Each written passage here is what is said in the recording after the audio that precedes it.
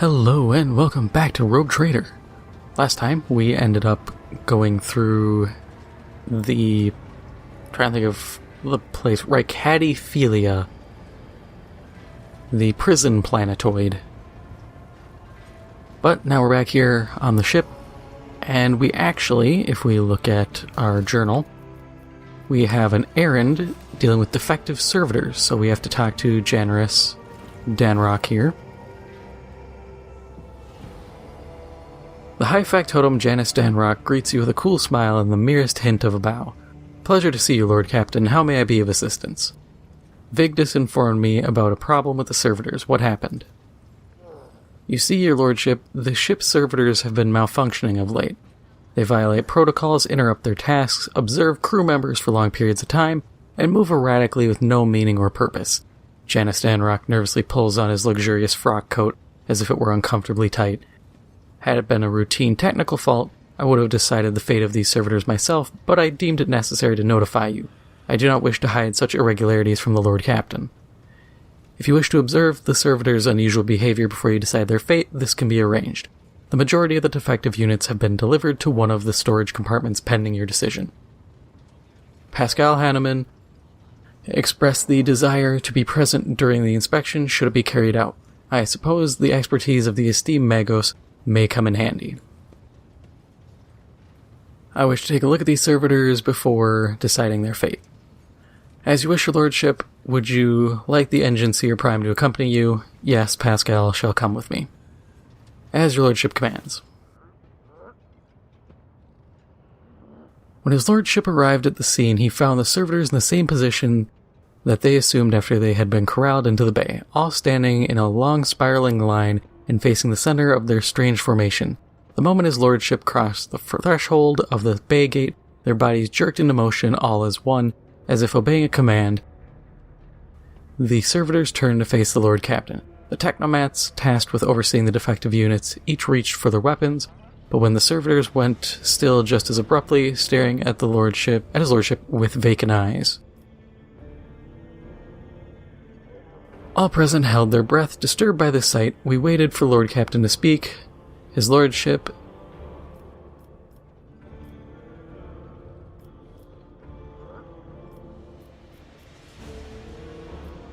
took several steps towards the servitors. Immediately, the servitors, each and every one of them, stepped toward the Lord Captain in perfect unison. They mimicked his movements with frightening precision. The rogue trader halted in place, and after a moment's thought waved his hand, and the servitors, just as synchronously, repeated that gesture as well. When the Lord Captain turned quizzically to the technomats, so did the servitors, as if mocking him. Whatever the Lord Captain did, be it an incline of the head, a wave of a hand, or a step to the side, the defective units repeated it without a moment's delay or hesitation, like grotesque marionettes controlled by an unseen puppeteer. We observed this mime unfold in distressed bafflement for nearly a minute until the servitors eventually came to a stop. Not sensing any threat from them, the rogue trader approached with confidence. The rogue trader examined the servitors. As high factotum, it was I who prompted the entire inspection, and thus it was my duty to follow the Lord Captain. As we stepped closer, we noticed a fascinating irregularity. The servitors' pupils, normally still, were shaking wildly. Their bulging veins were pulsing under their copper collars inscribed with their past offenses. It was as if those mindless half-machines were locked in a perpetual state of extreme tension. A visibly shaken technomat behind us proposed that the human souls had awakened within the servitors' bodies after a long slumber deep within their lobotomized brains. Formerly bereft of intelligence, they had attained awareness, feeling, and understanding. After a pause, the technomat added that the servitors used to function properly, and that no one had been able to explain the change in their behavior. His gaze still trained on the motionless but animate half-machines and half-people. The Lord Captain stepped away from the servitors, gestured for his Engineer Prime to study the servitors. The Engineer Prime slowly waded into the motionless ranks of the servitors, peering into their faces and checking the readings. There was no haste in Pascal's actions. With mesmerizing diligence, he inspected every single unit in his path, and binaric prayers were his companions in this investigation.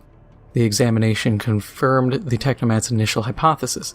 The servitors' souls, or rather, the souls of the people they once were, had awakened.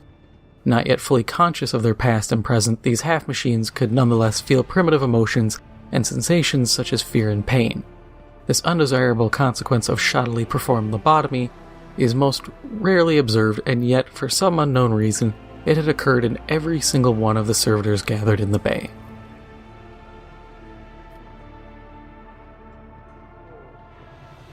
We'll demand a report on the defective unit status from the Technomats. The Technomat's long-winded and detailed report could have been summarized in a single key point. Despite the servitors' abnormal behavior, they were still quite capable of carrying out tasks, and therefore the circumstances did not call for their termination.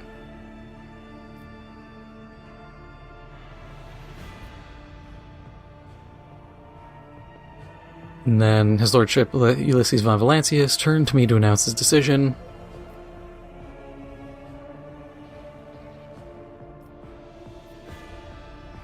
His Lordship looked at me with unwavering resolve, and it was that confidence that wrenched me out of the nightmarish stupor that had me tensely observing the scene unfolding before me. The Lord Captain gave the order to leave the servitors to their work, for there was nothing in their behavior that the Lord Captain found alarming. On the Lord Captain's orders, the servitors were returned to the same decks as they had worked before. The crew was initially unnerved by their presence, but adapted to their quirks soon enough, especially since, following the incident in question, there was a noticeable reduction in the servitors' strange behavior.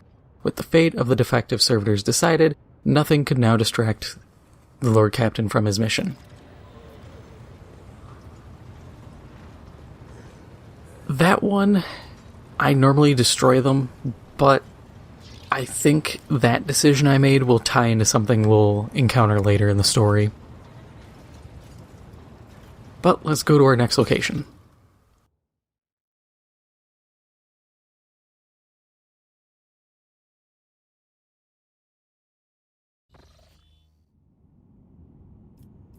Let's head to Eurac V, the Navis Nobility or Nobilite station. Lord Captain, reporting, the heralds of the Navis Nobilite continue to maintain Vox silence, perhaps due to Eurac V being off-limits to visitors. We intercepted signals from the beacons drifting in the station's orbit. The demands are clear. We are told to turn the ship around immediately. We have also detected an accumulation of space debris near the station's docks. Presumably, it's the remains of interplanetary shuttles. Perhaps the esteemed Navis Nobilite's house requires aid and therefore cannot respond to our Vox transmission. Order the Augur crew to scan the station. Yes, Lord Captain. The Vox remains silent for a while, but then you hear static and Vigdis's measured voice. The officers from the Augur crew performed a full scan of the station, but the information is imprecise. They note wave distortions of unclear genesis that are throwing off most of the readings. We were able to ascertain that the reactor core of the station is still active, but many components are unpowered, and some fully depressurized. The signs of biological activity are largely present in the central module, which means the station has not been abandoned. So the question remains, why are the esteemed navigators' heralds ignoring us? Order the crew to commence docking with the station. Affirmative, Lord Captain. We do not know what is happening at the station, so you will have to look for the esteemed navigators blind. Dock safely, and may the God Emperor light your path.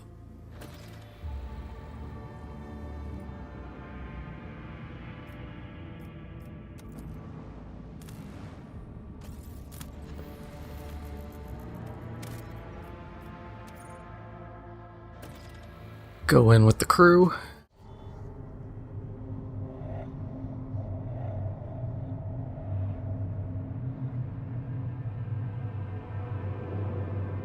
Pathetic worm. You dare to argue with your master? It was not you whom I swore to serve within these walls. My lips are sealed. Confess. What was the old man's last command? What are you planning? Give up, Keeper. You have lost this battle again. commands, sir. Permission to execute them.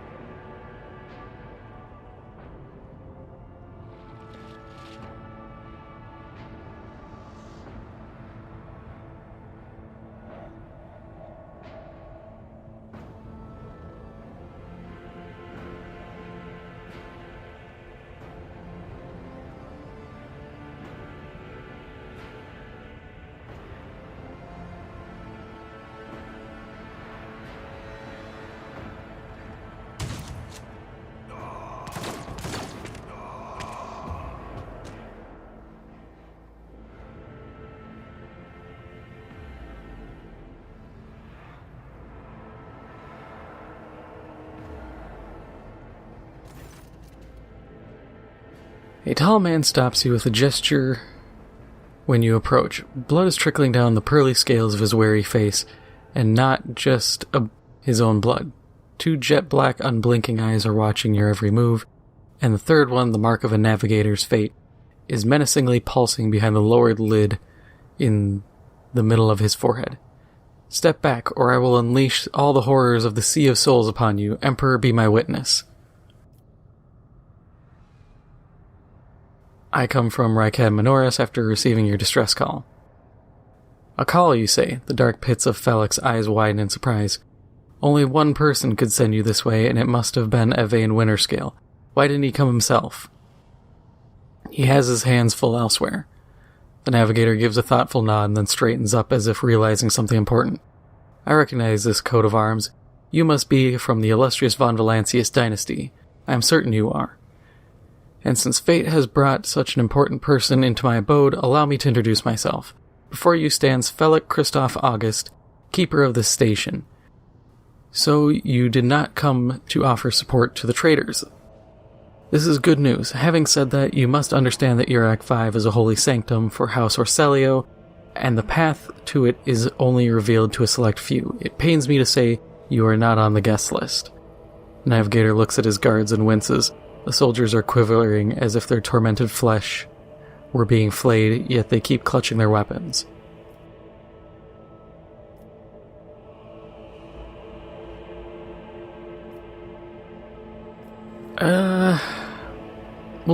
Provide me with a navigator and I will immediately depart the station. I do not think this is possible. Eurac V is an observation station. We do not sign contracts and do not provide navigators. We delve into the depths of infinity and chart the movements of the warp storms. And besides, Felix gestures at the disorder around him, you have chosen an inopportune time for negotiations. I came here in search of navigator, so you are coming with me. Is that so? Even wounded Felix Orselio remains composed. I do not think so. You cannot force me. You can only end my life. But this is not your heart's desire, is it? Perhaps we can help one another and reach a more beneficial agreement. What agreement are you talking about? You came to the station for a reason. House Orselio will not be able to help you until the current crisis is resolved. But if you aid us now, I promise we will reach an agreement that you will find satisfying, be it riches, influence, or the powers of our navigators. Why would a keeper of the station command vile mutants condemned by the Emperor? The blame lies with Theobald Orselio, the second keeper of Eurac V. The old man was a great navigator, but he could no longer control his powers. I begged him to retire, but he was too obsessed with our mistress, Lady Cassia. His madness and stubbornness spelled doom for the entire station, for he opened his third eye in a fit of rage and unleashed the horrors of the warp on those who displeased him. The Theobald I knew would never have used his powers in such a reckless manner. This will be difficult to explain to the uninitiated, but I'm going to try. The warp currents in the system have been tumultuous for dozens of cycles, and have worn the veil between our world and the Immaterium thin and frail, at least here on the station. The ruinous powers are trying to tear it down completely and corrupt all living things. The servants were the first to fall victim to it. Oh, their bodies morphed, and pain and despair drove the poor souls mad. The lunatics took my mistress prisoner and almost destroyed the station, but I rallied the few who still followed the light of the Golden Throne to set things straight. The navigator here is speaking the unvarnished truth. I bet this station is full of voices and whispers, all trying to break through from the other side, waiting for you to reach out and swing the door open wide. I sincerely hope the influence of the Immaterium has not yet affected you, your body and your soul. With all due respect, I advise you not to remain on the station. Return to your void ship.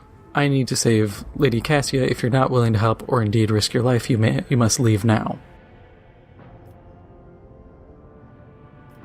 What kind of help are you talking about? I would never ask you for such a favor under different circumstances, and yet... Felek takes his hand away from his ribcage, notices blood and winces in pain. And yet, Lady Cassia's well-being is above all. I haven't got many people left, and my wounds are too deep for me to act with precision and swiftness. But you may actually succeed. In order to ascend to the Mistress's chambers, you will need to remake a holy relic sanctified with the blood of Lady Orselio herself. This is the control rod of the elevator machine spirit. I have one part and the other was lost during the mutiny, but even this relic will be of no use unless the elevator mechanism is powered.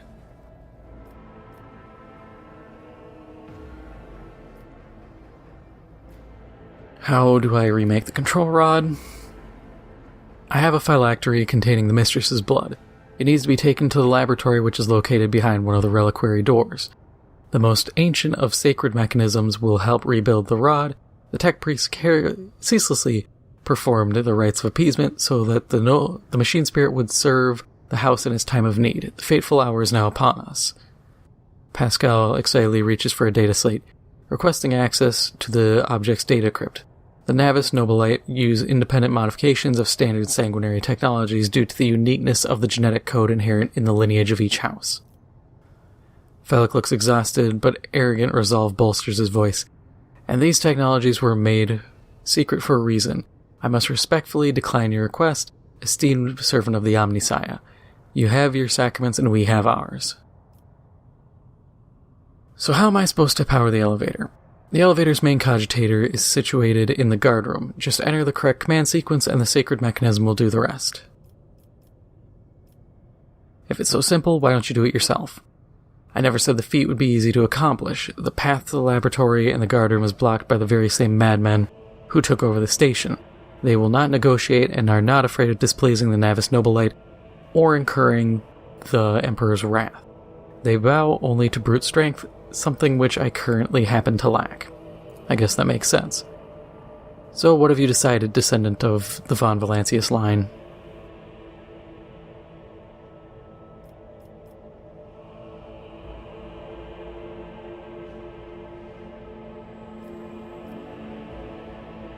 I will rescue your mistress, but in return I require that House Orselio sign a contract with my protectorate. Felek's reply sounds curt and tired. So be it. Hurry, the mistress's safety is all that matters, but should you fail, our arrangement is finished. Let's go.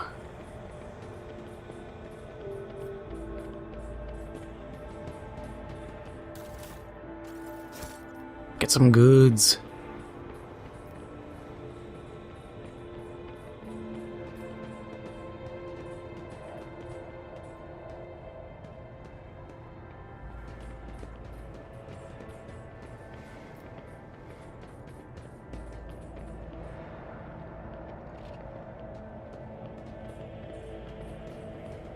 Pascal asking the good questions there. But we'll do a quick level up of everybody.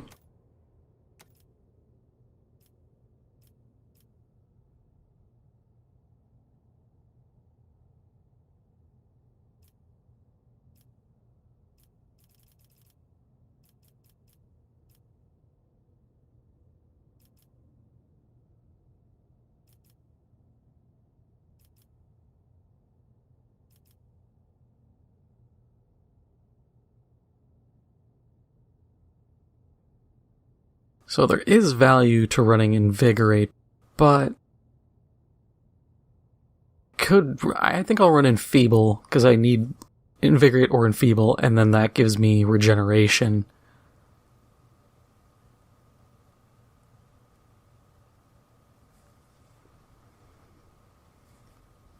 Hang on, let's see, what my willpower bonus will be plus 5. So I'd get 6 3 wounds at the beginning of each turn. It's not much, but considering I can just pop it and go, that will heal slowly.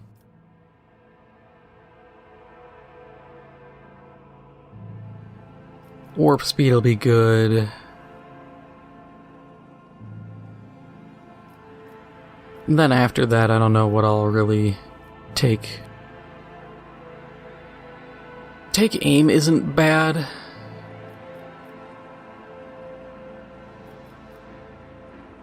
It is the last ability I get right now.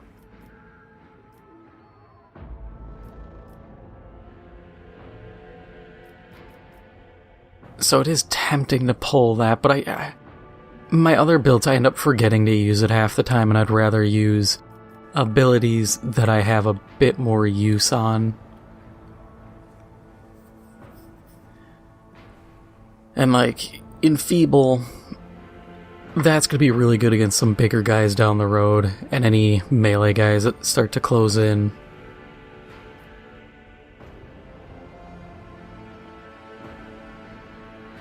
Yeah, we'll go Enfeeble. And then here...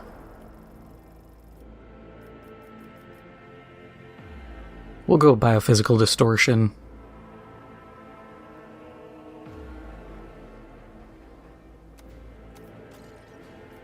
Because I do end up taking some pot shots at enemies, and that's useful. And eventually a gun I'm gonna get will really synergize with that. Granted, my ballistic skill's not gonna be that great, but I shouldn't need it a ton. But I might go into more psyker powers along the way, so...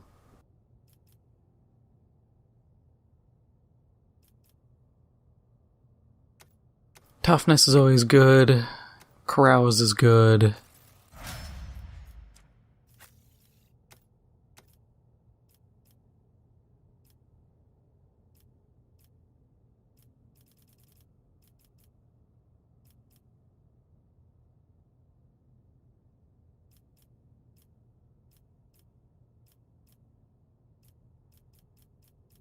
Adira is in a weird spot because a lot of these powers kind of suck.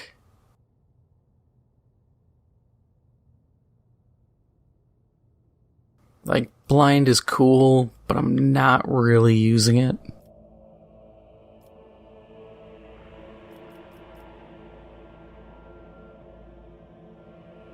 Foreboding's not that good. I need to get a higher level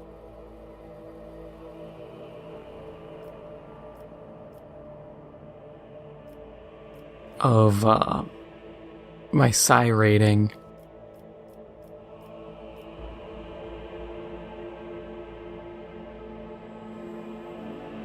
I could do the really funny funny thing and do Sanctic powers on the character who's heretically aligned and an unsanctioned psyker.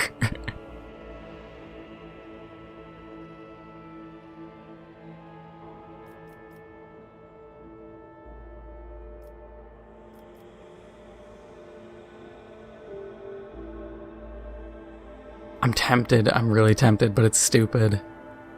Like, I know it's stupid.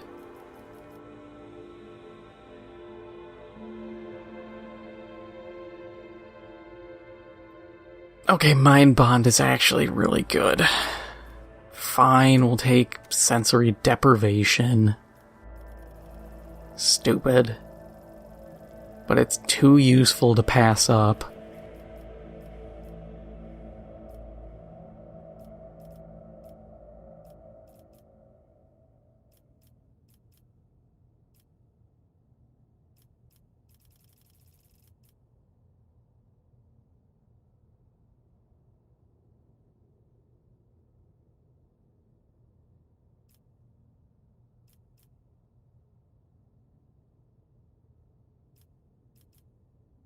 That's actually really good. Warp Mines. After every 6th use of a psychic power by the psyker, all enemies gain a stacking -5 penalty to all characteristics.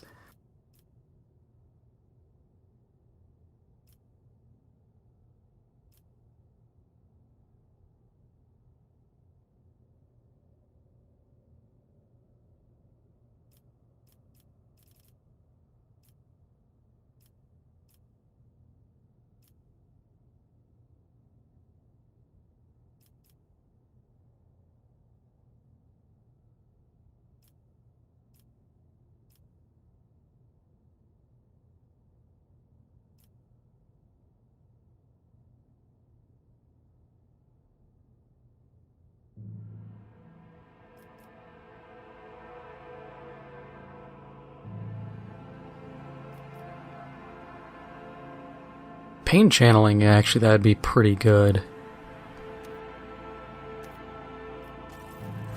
We can probably make that work. Not really sure how, but we'll figure it out.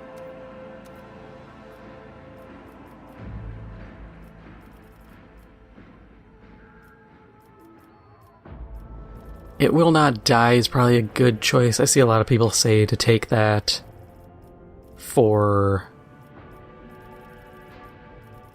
like if you're playing on hard or any higher difficulty, you want to take it. But Solid Projectile Weapon Expert is a guaranteed take.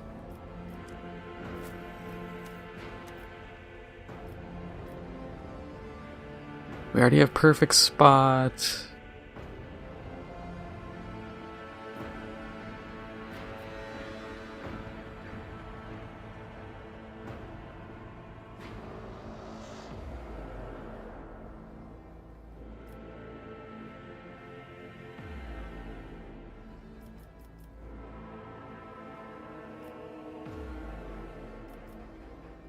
I mean, all these kind of suck.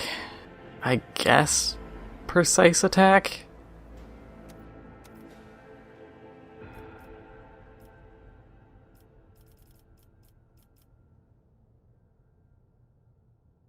And then we'll go Plasma Weapon Expert, unless we go to his origin stuff. Calculator Relations aren't bad, but I'm not really too stoked about them.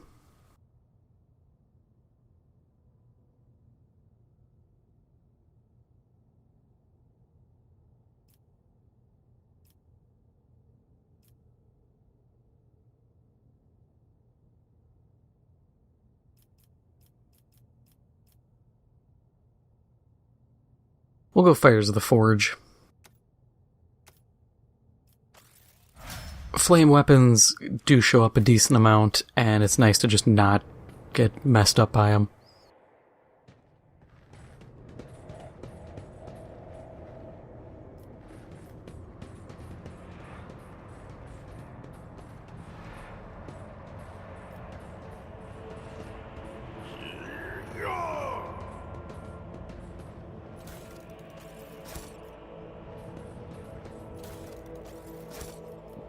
Yay, I got a book.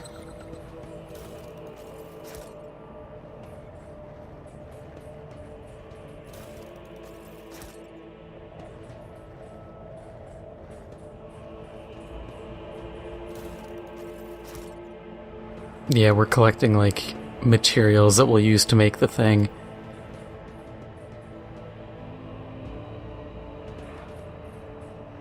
A lot of it, like, you can use a lot of the stuff for some extra things,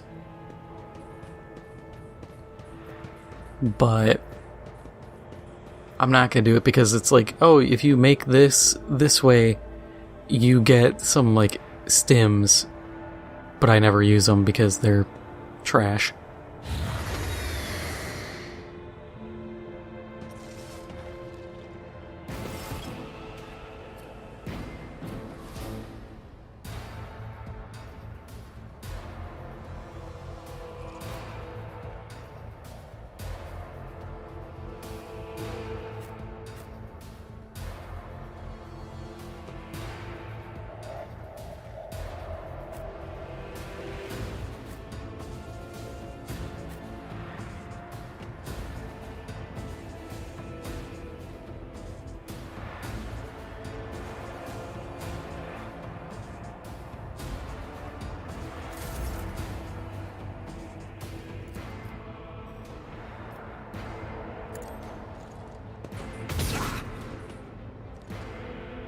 I was hoping to get a little more out of that, but...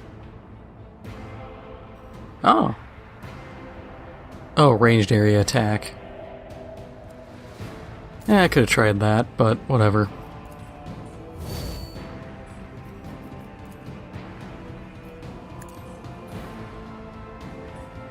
If we're gonna try that again, I'm gonna step to the side here so Argenta doesn't light me up in the process. Or maybe she will anyways, and I'm just screwed.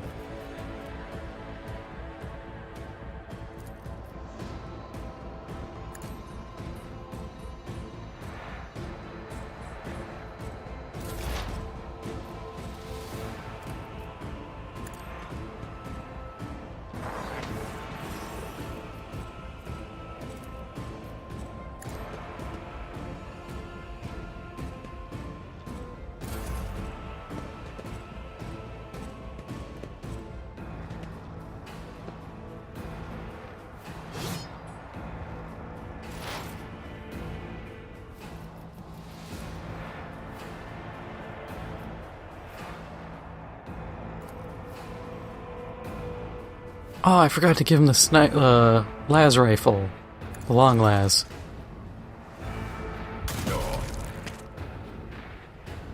Ah, well, I'll do it next time.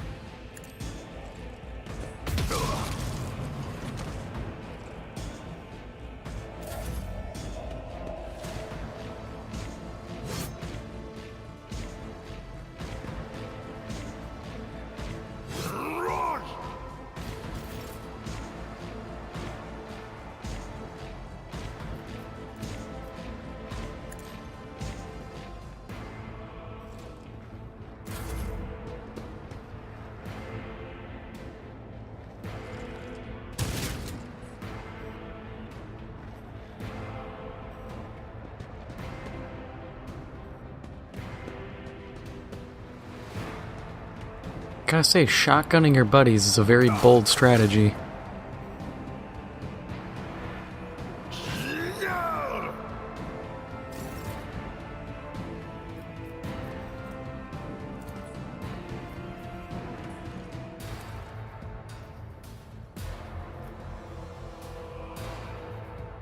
Let's see, we're not gonna be hitting most of those because there's 0% chances, but...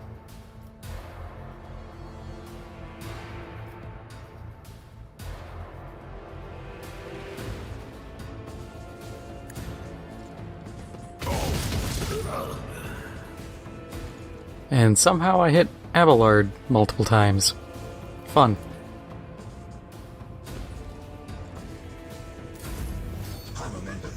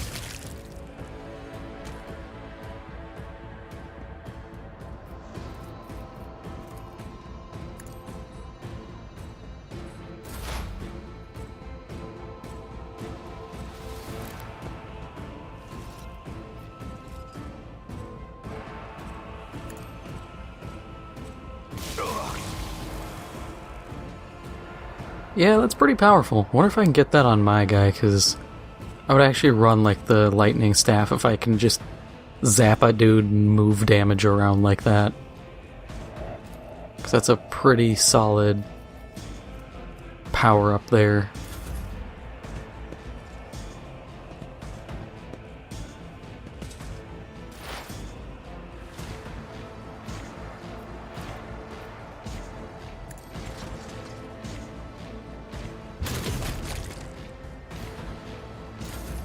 High momentum.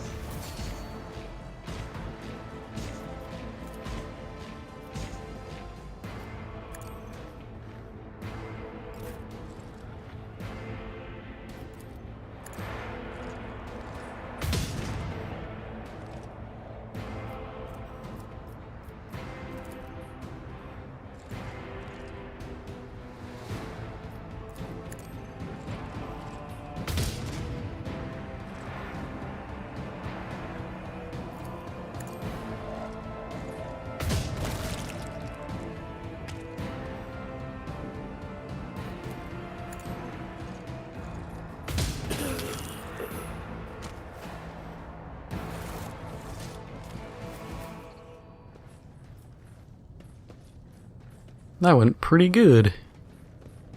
Except for a little accidental friendly fire incident. And just because I don't want to keep going without it... Oh yeah, I do have that staff. What does it do? Oh, I actually do have lightning arc. Cool.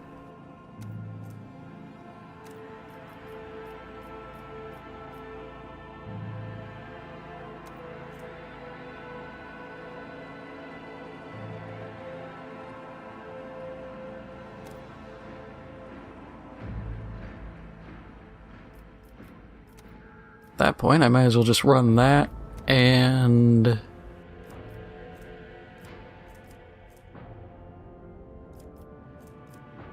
something with decent damage.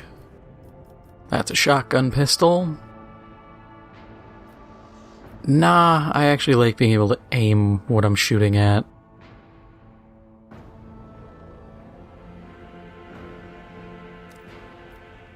It's kind of a important thing to me.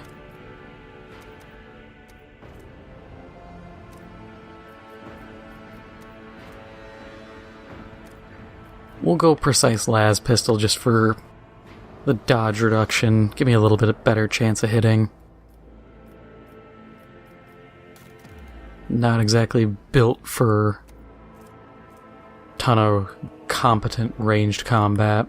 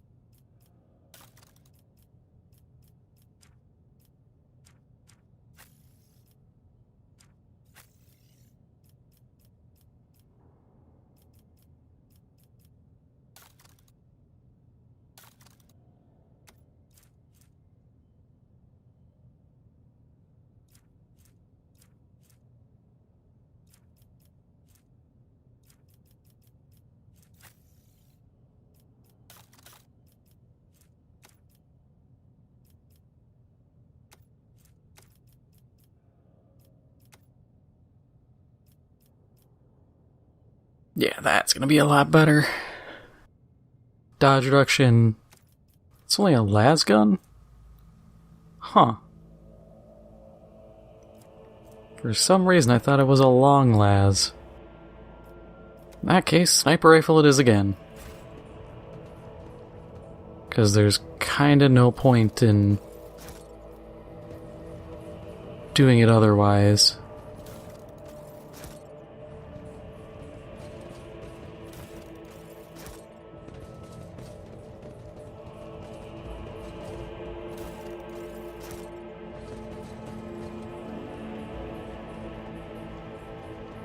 Yeah, we're gonna end up with a lot of junk we're gonna convert into trade goods.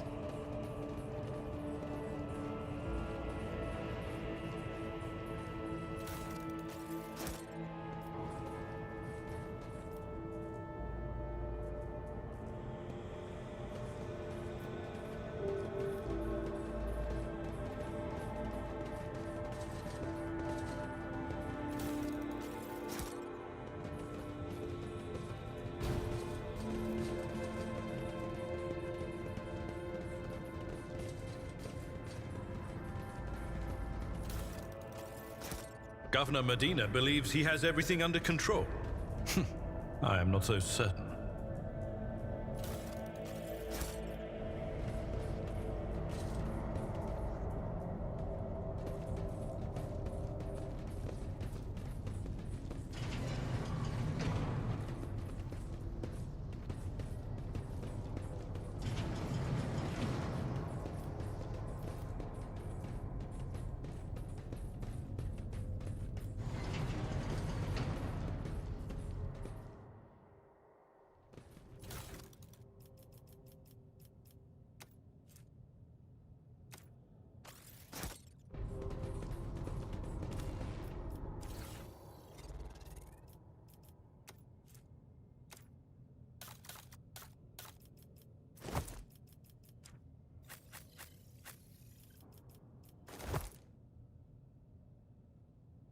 Might as well boost the tech use of the guy who actually is going to be our tech use guy, instead of putting him on me.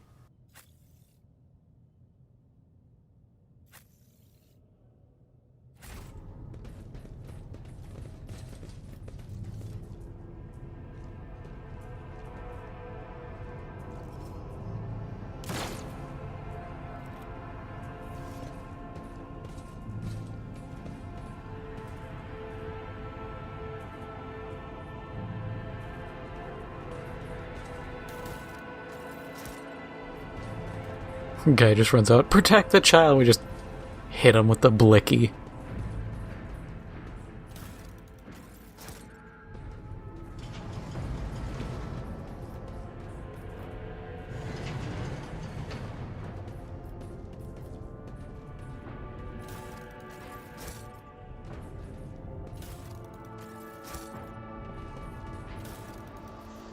Is it? Is it? Yeah, long las. Pascal, you're getting your upgrade finally.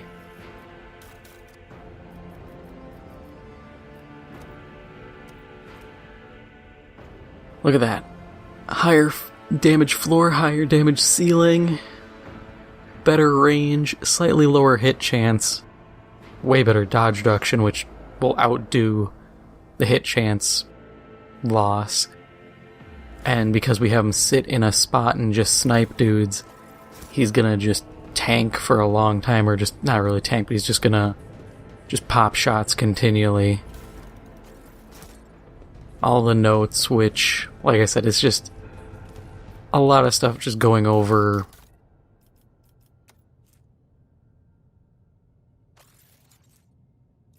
like what's kind of going on the station, research notes going over how to make stuff, materials.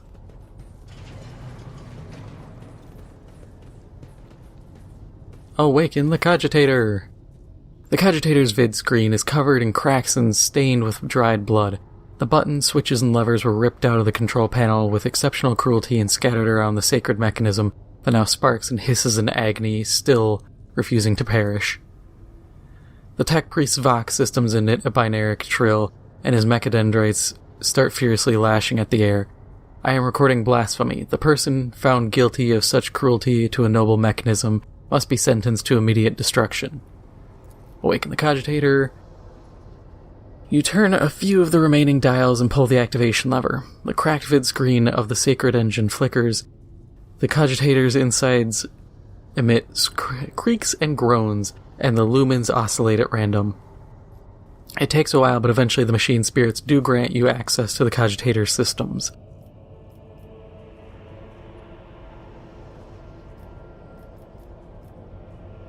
Request data on the station's navigators. After a brief pause, the data appears on the vid screen. Felic Ocelio, location main hall, status alive. Theobald Ocelio, location upper chambers, status alive. Calamira Ocelio, location upper chambers, status deceased. Alexius Ocelio, location lower levels, status deceased. Rasmus Estevan Ocelio, location unknown, status deceased. The child, location upper chambers, biometric parameters, rapid heartbeat, elevated body temperature, stress levels exceed the permissible limit, status unknown error, attention, calming measure procedures advised, attention, upper chambers inaccessible, error, the control rod is not present. If the rod has been misplaced, immediately contact a station keeper or the Navis Laboratorium custodian. Can't call for help. It won't work. Cannot carry out your command despite the eager compliance of the machine spirits. One thing is certain, the problem does not lie in the Cogitator's mechanisms. Examine the log. Archive data on the Cogitator's local data crypt is partially corrupted, but you still manage to access the residual logs for examination. Vox report 12AH890. The Vox recording hisses for some time before you hear a voice. This is Officer A282. Do you copy? Several generators overheated on the lower levels. Chambers A to D are unpowered. The tech priest crew sent to investigate the problem is not responding. Requesting back. The officer's speech is interrupted by shouting and the recording abruptly ends. Officer H123 speaking. 200 servants have perished due to explosive decompression of the living quarters. We've located traces of mechanical interference. The preliminary cause is officer sabotage. Crews 5, 6, and 9 are cut off from the main compartment. We have enough oxygen for 20 minutes. May the Emperor save our souls. Senior station officers, this is the captain speaking. We attempted to contact the Winter Scale Scion for help, but something is jamming the signal. We never received a reply and cannot be sure it was even sent in the first place. Our rescue team is not coming. We are on our own, so remain vigilant. Anyone can be a traitor, you hear me? Anyone. If you are in doubt, shoot to kill. The Vox recordings The following fax recordings are too badly distorted to make out a single word. Examine recent entries of the incident log. Report X880 originator classified, date classified. The servants close to the child have started butchering one another again. An order came from above to have their remains reprocessed. Report X886. Screwing that up a bunch. Originator classified, date classified. The negotiations with the winter scales were a success. A new batch of servants will arrive in 10 moons. Escort them to the laboratory at once. It is imperative that we increase the new retainer's resistance to the child's powers. Report X891 originator classified, date classified, data expunged. Examine the docking logs. The log is almost completely corrupted, but you managed to recover the last entry. Identity confirmed. Regent Arantono or Celio, date of visit classified, reason for visit classified, date of departure classified. Security and life support logs. The yellow lights above the control panel flicker to life and a singular repeating message streams down the vid screen. Warning, damage in technical compartments A12, B3, D8, and H24 detected. Warning, living quarters L10, L16, L28 depressurized. Warning, unable to access the station's docking system. Warning, energy regulation system, unknown error. The station will transfer over to emergency power. Immediate evacuation of the facility is advised. Warning. Pascal casts a brief glance at the vid screen and speaks dryly. The imminent demise of this void station is affirmed. The damage to its core infrastructure has reached critical mass, at which point further degradation has commenced in a cascading configuration. View the encrypted data. Something buzzes buzzing in the cogitator's metallic gut. Several red lumens light up above the vid screen. Restricted access level, security captain or above. Current access level, senior security officer. Break through the machine guardian's defenses. You easily bypass the restrictions imposed on the sacred machine. The cogitator's overloaded processors whir unhappily. Most of the encrypted data has been wiped. You find traces of the purge protocol. Recovery is impossible, but a list of the most recent commands having been embedded in the machine spirit's consciousness now flits across the screen in a single creeping line. Child delete picked, flow, disable, access code, annul, station controls, delete, activate, shuttle, self-destruct, purge command log. Exploring the archives for a little longer yields a surviving excerpt from the guard captain's report mentioning that the security system had recently been reconfigured without his knowledge. His comment reads, "Only the keepers of the station have access to the life support systems, but Keeper Theobald had not left the child's side, and neither had I. Could it be that..."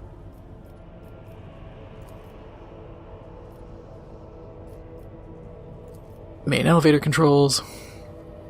A few manipulations of the switches make you realize the elevator to the upper chambers is blocked. Activate the elevator. Processing query confirmed. Switch to main chamber controls. The cogs within the sacred mechanism slowly start turning with heavy grinding and clacking. The tired machine spirits grant you access to the station control, or at least parts that still obey the cogitator. Open all doors.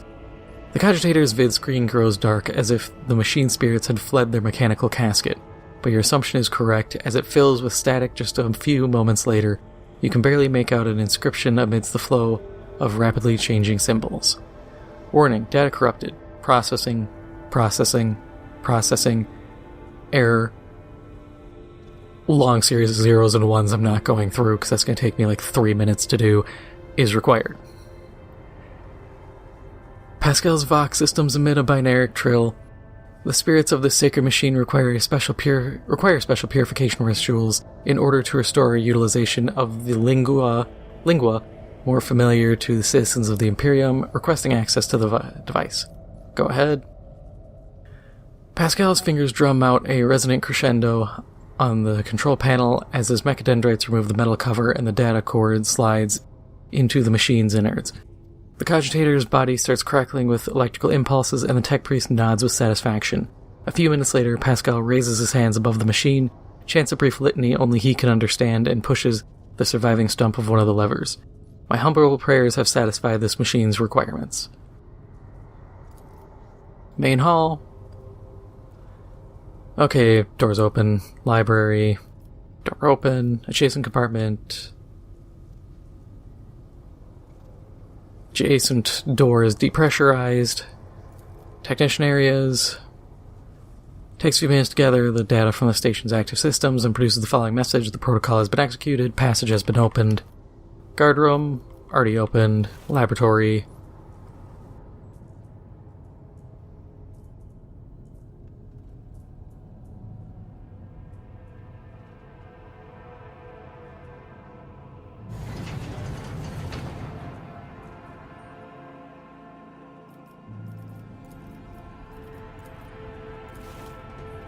And we're good.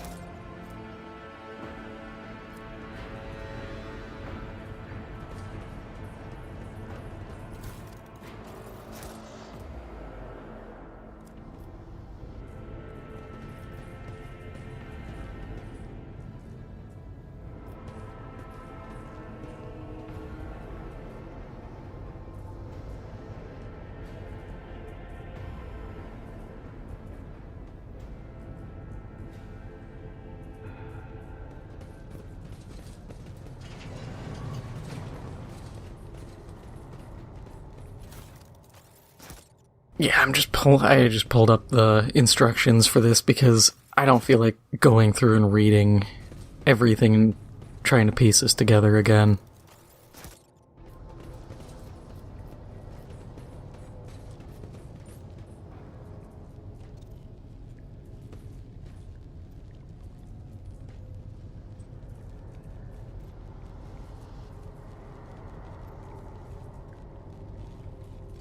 Alright, so I think we can use the transducer on all this stuff.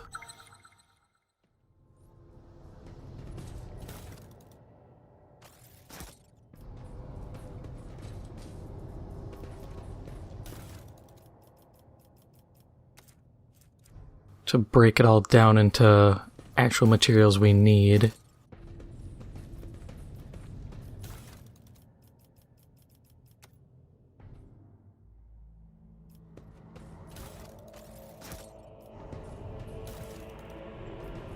Okay. So, let's do this. So, tissue flask is mutated flesh sample.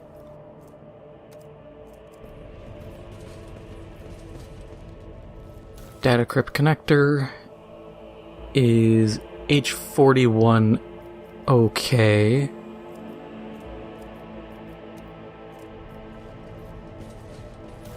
Catalyst is biogel. And reagent is crystal dust.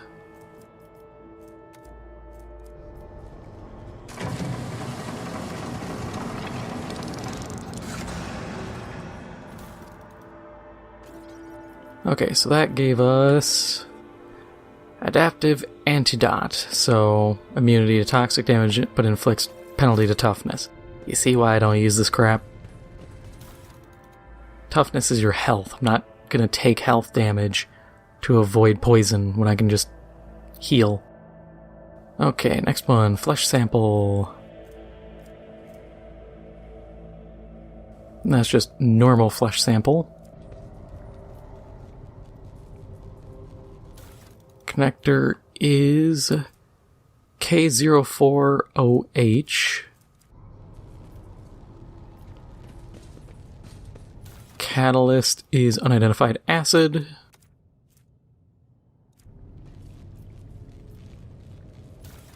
And reagent is adamantine dust.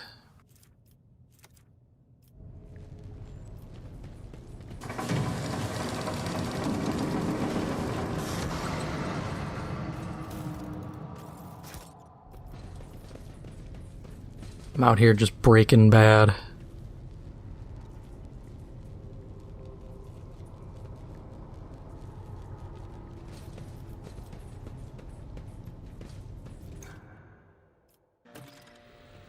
Oh, cool, and I just made the thing. And I think the last one we can just use everything we got. This is either going to cause an explosion, or we make a third thing.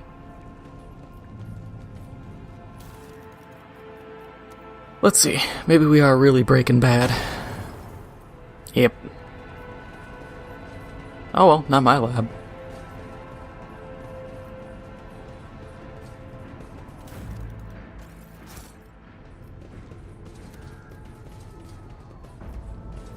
Quick look through, make sure I didn't leave any loot behind. I do appreciate being able to hit a button and see what can be looted, or like bodies. God, just the heap of bodies right there.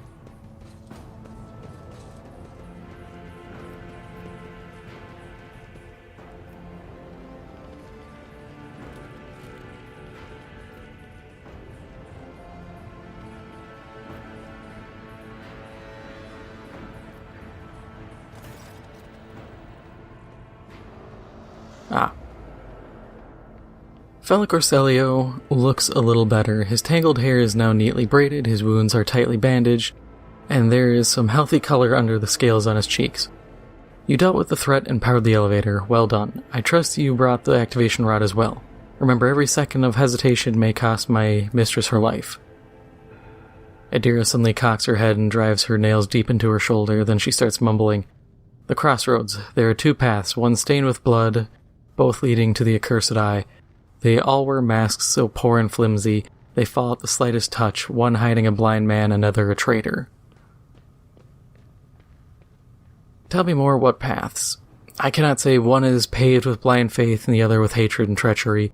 Both lead to tragedy. You simply have to decide which kind of tragedy you like the most. Thank you, everything is clear now. Adira nods tiredly and glances at Felic out of the corner of her eye. The station has enough problems without your sorcery, psyker. Felic waves Adira off and looks at you expectantly. Keep the key. There is swirling darkness in Felic Orselio's bottomless eyes as he bares his sharp teeth in a defensive snarl. Care to explain yourself, scion of the Von Valancius family? What is the meaning of this? The madmen I fought were convinced that we were the traitors. Felic gives an indifferent shrug. That's why they're insane. Will you really heed the ramblings of retainers who dared to raise their hand against the scions of a noble bloodline?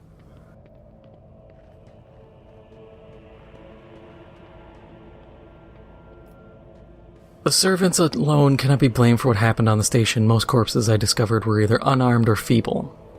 The warp corrupts not only the soul, but just as much the body and mind. The mad and the furious, a single servant wielded more strength than an entire squad of the mistress's personal guards. The bodyguards had their minds fogged as well, but their honed will let them hold out just long enough to destroy those who rushed in to assault them with bare hands. Destroying the shuttles, cutting off the power, and disabling the security systems. Too many things require special access available only to the keeper of the station. As I'm sure you are aware, there are two keepers of the station. Your guess is absolutely correct. Theobald Orselio, the demented old man obsessed with Lady Cassia and her power, and also the one to blame for the woes that have befallen Eurac V in our noble line.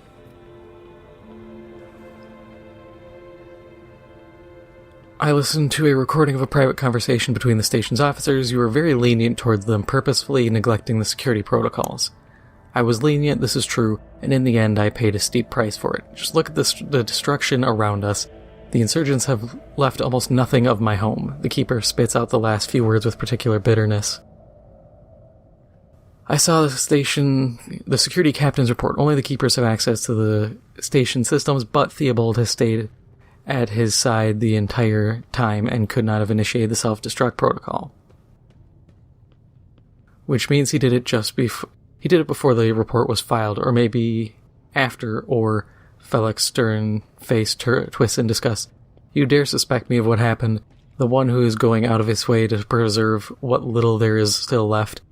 By the God Emperor, you will keep these slanderous accusations to yourself. Who is the child mentioned in the documents and reports found on the station? You meddled with something that should have been left alone. The keeper folds his arms and shakes his head disapprovingly. The child is what the station servants call Lady Cassia, for the commoners' dirty mouths must not sully her name by uttering it. You see, it is not beneficial for all servants to have their vocal organs altered. Some prove to be more useful when they're still able to speak.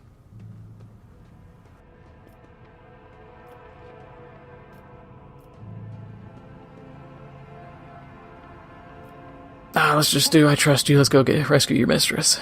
Felix exhales loudly and smiles. Thank you, rogue trader. I don't even know what to say. Status and honor prevented me from admitting it before now. But you have awoken hope in me. Hope that I might actually leave this station altogether with the mistress, which is why I'm about to ask one last favor of you.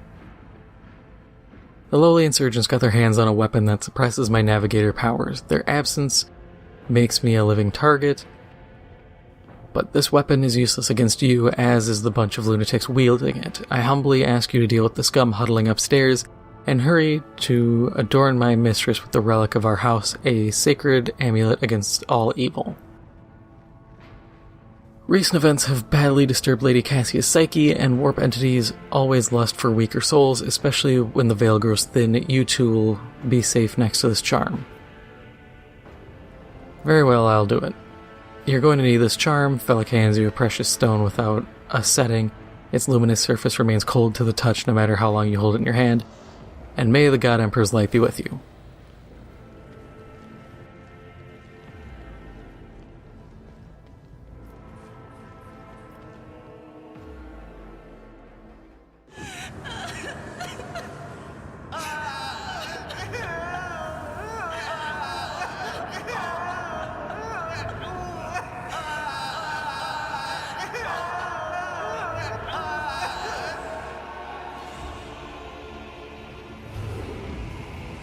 The pale figure with unnaturally long limbs stands with her arms raised, her hands deformed with talon-like nails. Her deathly pale face is coated with blood that continually streams from her scarlet misted eyes. Her spiny gills, slightly hidden under her disheveled hair, twitch nervously at your approach. Only now do you notice a third eye on the young woman's forehead, hidden by a jeweled adornment, and when your eyes meet, you sense overwhelming, soul-smothering power. As the otherworldly creature's gaze slides over you, your entire core shudders in terror. Flashes of past warp nightmares reemerge from the shadows of your memory and paralyze your will. You gasp for air in terror, drowning under a crushing wave of pain. You cannot catch your breath, hot tears burn on your cheeks. Why is this happening? What is happening to you? Why do you feel so lonely and in such pain? Do these feelings even belong to you? Adira emits something between a moan and a drawn-out whimper. Ow, ow, ow. As if my own little pals weren't bad enough, now this one's banging into my head. Somebody stop her. I am registering abnormal activity in my tear ducts. The salt being produced by my body may negatively affect the performance of my respiratory apparatus. The vulnerability must be rectified. It has been logged. Heresy. Argenta looks at the tall figure with a strange mixture of anger and sadness, then lowers her head, and her white hair veils her face. Lady Cassia, I'm here to help you. Please calm yourself. She wearily shakes her head and lets out a drawn-out sound similar to both a sob and the howl of a small wounded animal. What is happening? Was someone calling my name? Are all the betrayers dead already? And you, who are you? Ulysses von Valancius, it's a pleasure to make your acquaintance. Unease settles over her features, and she nods cautiously. Pardon my manners, I did not expect to make such a gracious acquaintance in such a time of great sorrow for her house. What is this? I feel faint. The heavy-set old man who has been kneeling nearby erupts into low sobs. His eyes, swollen from crying, dart desperately around the room, as though the veil of ignorance has just been ripped away from them. The child, Lady Cassia, where are you, sacred child? Throne preserve. Despite his venerable age, the Navigator leaps up and rushes to the young woman's side. You, the old man shifts, revealing his face to you. It is threaded with jet-black veins, and his bulging, milky eyes bear a striking resemblance to those of a dead fish. A sickly, sweet scent assaults your nostrils, as if the old man's flesh is rotting from his decaying husk, inside his decaying husk. My eyes fail me, for they are unable to make you out as either enemy or ally. I'm warning you, one wrong move, and you will bring the wrath of House Orselio down upon your head. Watch out, Lord Captain, this one's so deranged it's making the Whisperer shriek like crazy. He might just open that eye of his. Threatening the head of a dynasty is a grave offense, esteemed whoever you are. Abelard places a hand on his weapon. At present, I am trying to determine what is happening on Eurac V. I'll grant that you do not look like pirates who have come coveting the riches of a wrecked station or like scoundrels in Felix's service. So who are you? Ulysses von Valancius, rogue trader. Another rogue trader in our corner of the galaxy. How interesting. Your kind always make an appearance in desperate times, ready to cut a deal that benefits one side alone. Given that you have not so far drawn your weapons, your intentions are probably peaceful. And so House Orselio now asks a service of you. Save the life of the child in exchange for future cooperation. Do not hurry to answer, think on it. You can make yourself an ally or an enemy of our house today, you decide. You look frightening. The fish eyes look at you with unwavering dignity. You are not supposed to see me or Felic or the sacred child. Navigators are highly paid for their loyal service to the Imperium according to his will. No one would dare judge the guides of humanity, the chosen of the galactic sovereign himself. Still got fish eyes.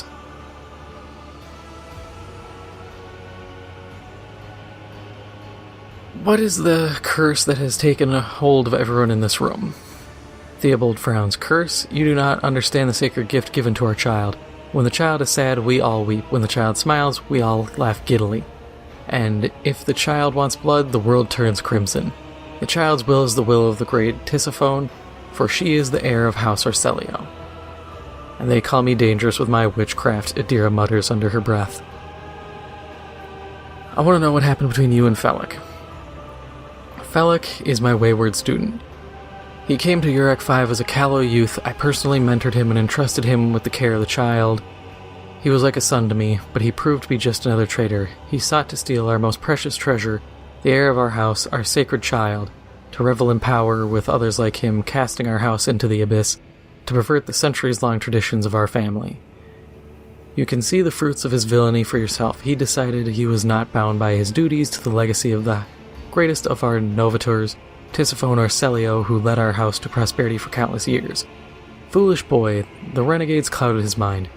They sought to seize control of the dynasty before the sacred child had come of age and taken up the Novator's throne.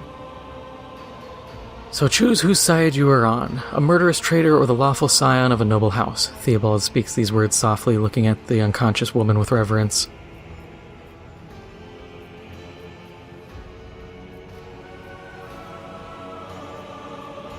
What service do you ask me? Hope glimmers in the Navigator's milky eyes. Save the sacred child, take her away from the station. I fear I do not have long left.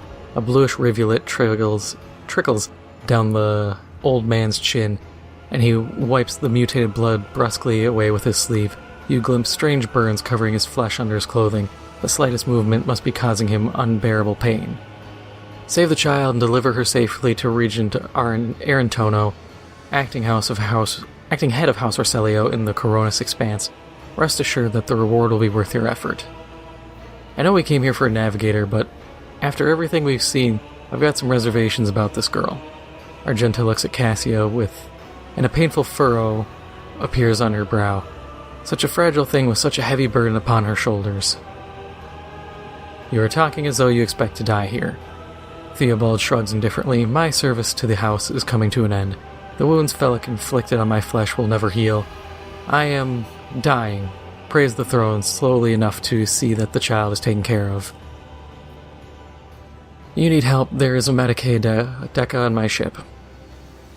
But Theobald only shakes his head. No, I am the keeper of Urac V, and I will perish along with my station. On that note, I have other matters to attend to. I believe I have made my decision.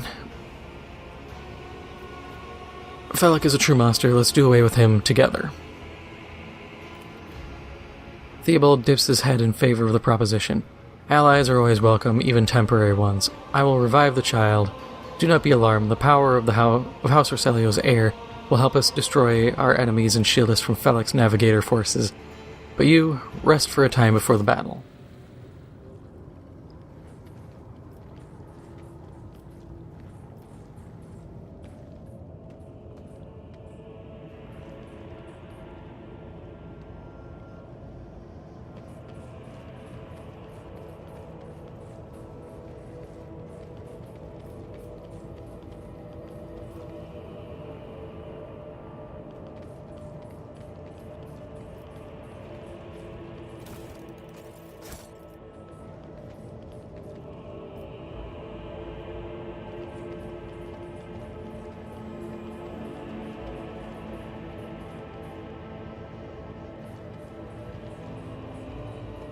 Alright, let's roll.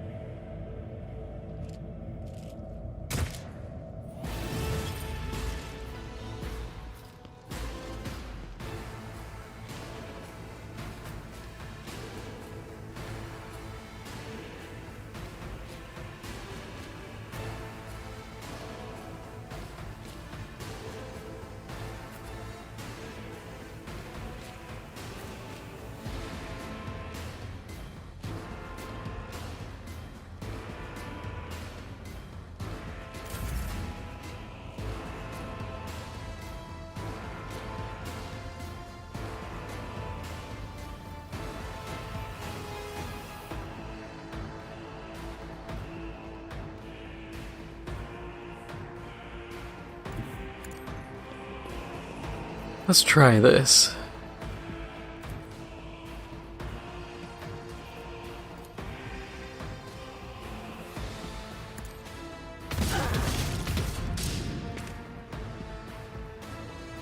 Not bad.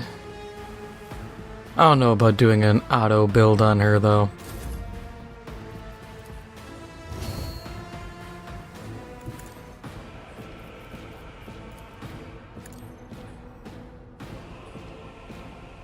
Oh, I can't do a charge and an attack, so I'll just move in and hit him.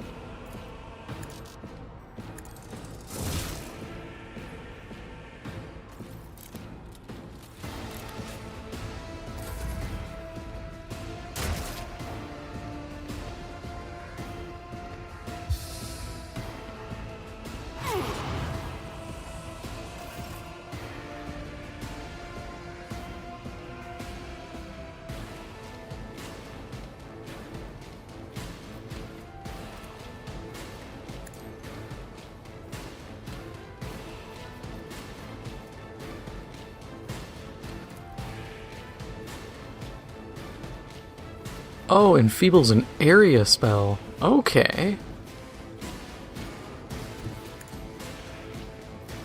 I see how this operates then.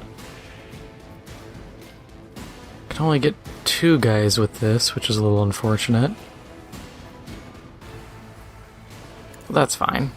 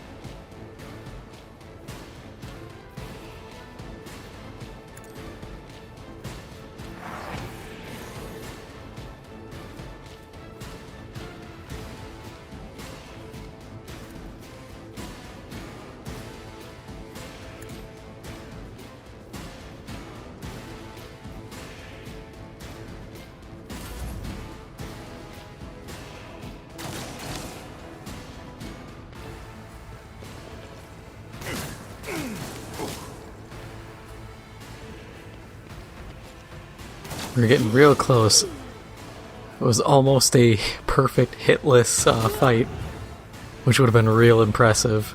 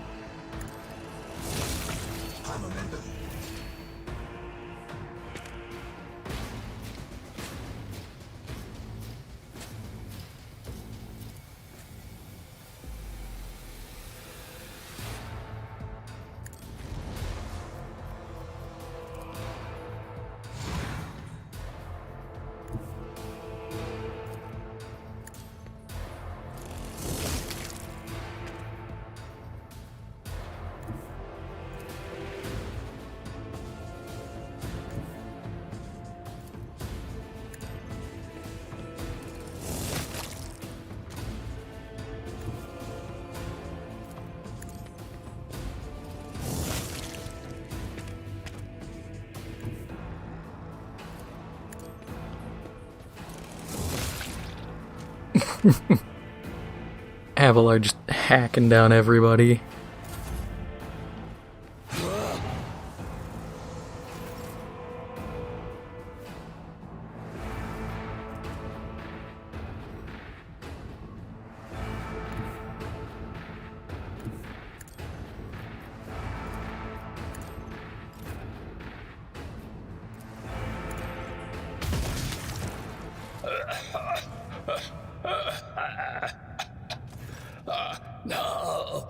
This is your burden, child.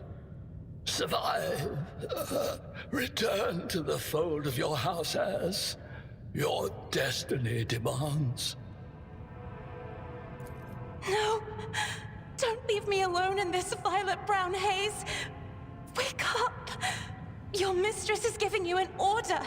Do you hear me? He was a fine seer of the war. He fought for his mistress until the end. Yeah, no. Enough's enough. I've had my fill of waterworks, thank you. Losing a mentor is a sorrowful event, beginning the mantra of spiritual assuagement.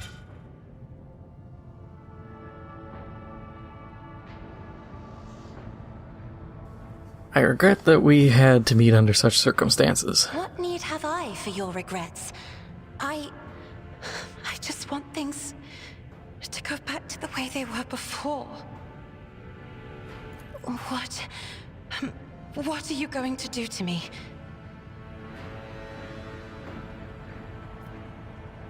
Lady Cassia, I, Ulysses von Valancius, rogue trader of the Imperium of Man, offer you my protection and grant you shelter aboard my vessel.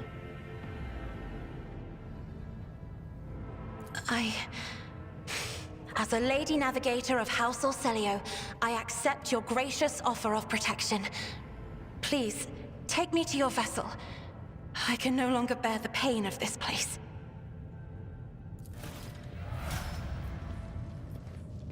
Let's go, Navigator secured!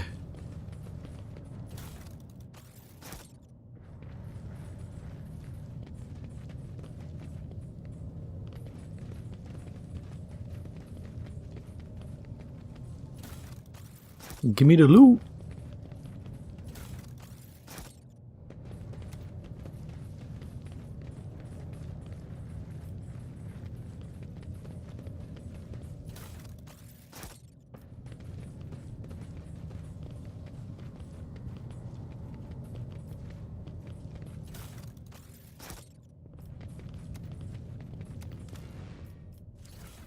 And Cassia will be our new team psyker.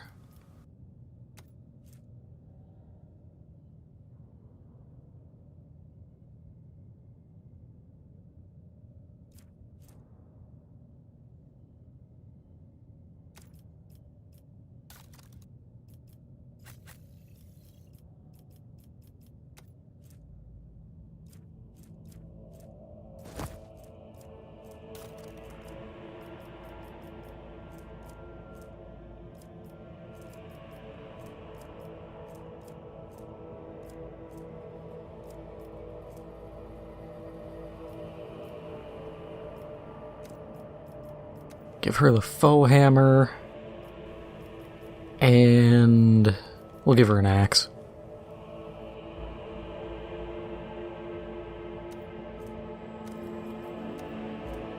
Even though the better option is a sword for improved parry. Yeah, that's probably the better option.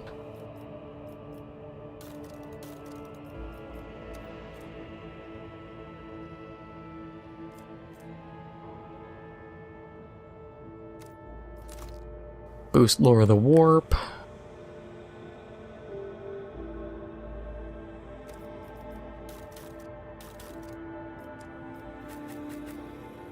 Abelard, you get these bracers, which on my main character I'm on like Act 2 or 3, and I still have these on him because reducing the enemy weapon and ballistic skill for 2 rounds, stacking up to 3 times, is pretty strong.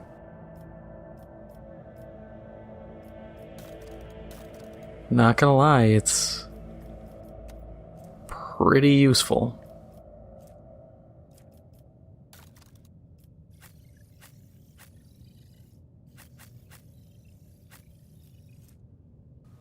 See, Helmet Determination is just too good. Because otherwise I'd like to equip the hit chance and critical hit chance. Because Pascal, he has the +3 to logic, which isn't great, but at the moment is not bad. Granted, just being able to just hit harder. Actually, let's put it on Argenta, because the Helm of the Devoted Protector, it's good for immunity to critical hits for the first 3 rounds. But I'd rather just have her hit more, and even when I get the amulet that gives her auto hits, critical hit chance, never gonna say no. Alright, we'll get her leveled up.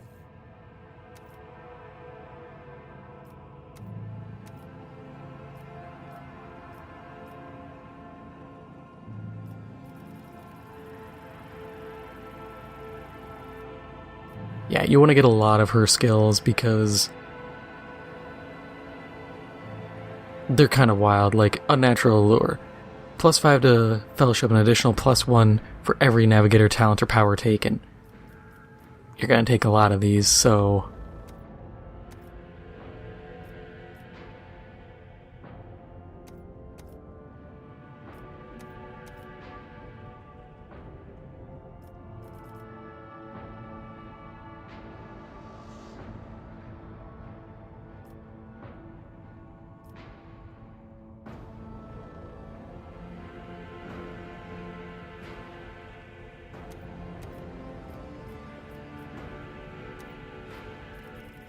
Actually, do we want to do parry chance or...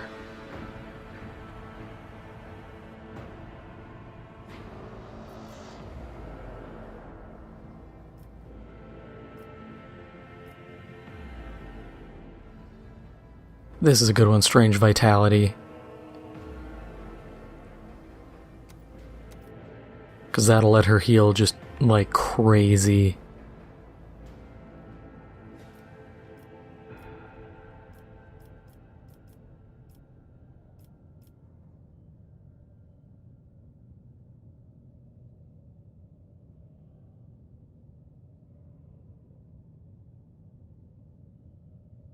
Lasting Impression's always good. What we really need is Awareness and Lore Warp.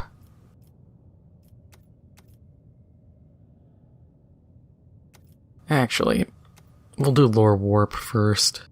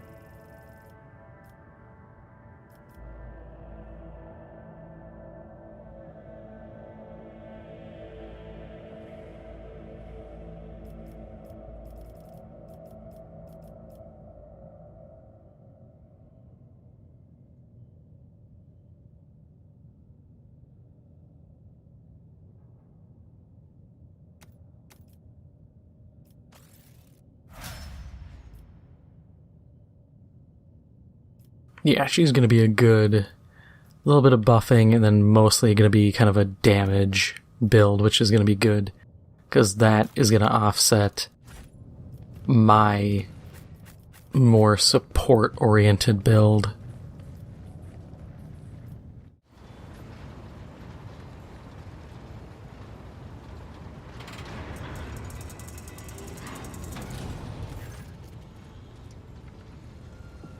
Lord Captain, Lady Navigator, welcome aboard. The Sanctum Navis has been prepared for the communion ritual, but if the Lady Navigator wishes to rest in her quarters first... Your heart starts beating furiously, your breaths become short and choppy, and your fingertips tingle unpleasantly. You notice that Vigdis is shivering slightly, and the crew are glancing around in puzzlement, searching for the source of this sudden wave of unease. Without even looking at the Voxmaster, Cassia waves her away. First, I wish to speak with the rogue trader. Leave us. Of course, when you're ready for the ritual, please let me know.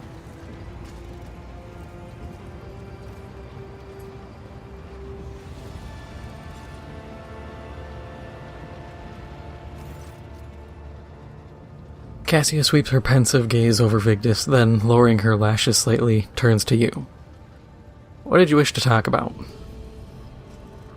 Before I begin the ritual, I wish to look once again into the eyes of the man whose fame is so great it managed to penetrate the impregnable walls of Eurac V long before we ever met. It is truly you, the person the whole Expanse and Calixis sector are talking about, and now a rogue trader as well. After a few seconds' hesitation, Cassia lets out a small exhale and then raises her pointed chin. I have not yet thanked you for saving me on the station. My thoughts were clouded with so much mournful ash when Theobald's heart stopped, but you acted honorably and did not exploit me in my wretched position, and for that I am immeasurably grateful. But now, Cassia throws back her shoulders, I am ready to go to the Sanctum Navis and perform the sacred rite. I require brushes, canvas, and the best paints you have on board, but no red.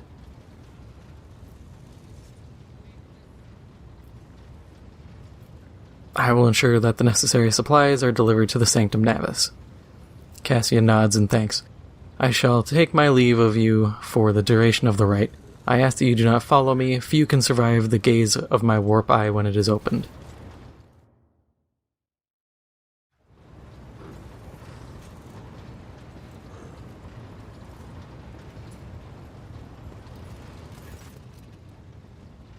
Lord Captain, I will oversee the open channel between the Lady Navigator and the bridge, and may the Emperor's light help us all. The Voxcaster in the Sanctum Navis picks up the susurration of clothes, pious chanting, and the metallic clicking of implants. Then the serene voice of the Lady Navigator breaks the silence, initiating communion ritual. You hear the exultant ring of metal freed from its scabbard, then the stifled gasp of the Lady Navigator, the rhythmic drip of liquid on canvas, and the faint whisper of a brush. I see violet vortexes lashing an ocean with a million flails, and umber shadows spinning over the surface in a fiery dance, a storm rising above the foaming waters, armadas drowning in fog, the path from one end to another cannot be seen. And here, beyond the wall of glass, a daughter forsaken by her father yearns for her brother, and the sun's pale disk goes in tireless pursuit of her? No, of me. Its frozen rays lie that spring is here, the light is deadened, the great ruler is gone. The Voxmaster recoils at Cassia's words and accidentally snaps one of the cogitator levers. The panel beneath her fingers emits sparks and the Voxcaster falls silent. She quickly flips a series of switches and bows guiltily. My abject apologies for cutting off the broadcast, Lord Captain. I've never heard the warp speaking through a navigator before. The connection is restored now. It will not happen again. Leave the Lady Navigator undisturbed. Soul-shredding screams drown out the Vox transmission. The servants in the Sanctum Navis are howling and shrieking like wild beasts, moaning in pain, their throats raw from the strain. And then, sudden silence. The dull thud of dropping bodies proclaims their fate. It appears the servants were part of the Lady Navigator's rite. As it was for her predecessor, I will arrange for the bodies to be removed from the Sanctum Navis after the ritual, or what is left of them. Rogue Trader, I fear I have unfortunate news. Endless blackness has spread across the canvas, dividing what should be whole in two, and my sight cannot glimpse the light of the Emperor as clearly as before. I cannot turn around, only brush. My brush only draws me onward, the way is blocked. You hear a heavy exhale, rustling fabric and metallic clicking. By the Emperor's grace, the ritual was successful. Your vessel's temperament presented a challenge. Its cold steel grip did not allow me to breathe freely even for a second. It was as if the depths of the ship housed not only machine spirits, but something other.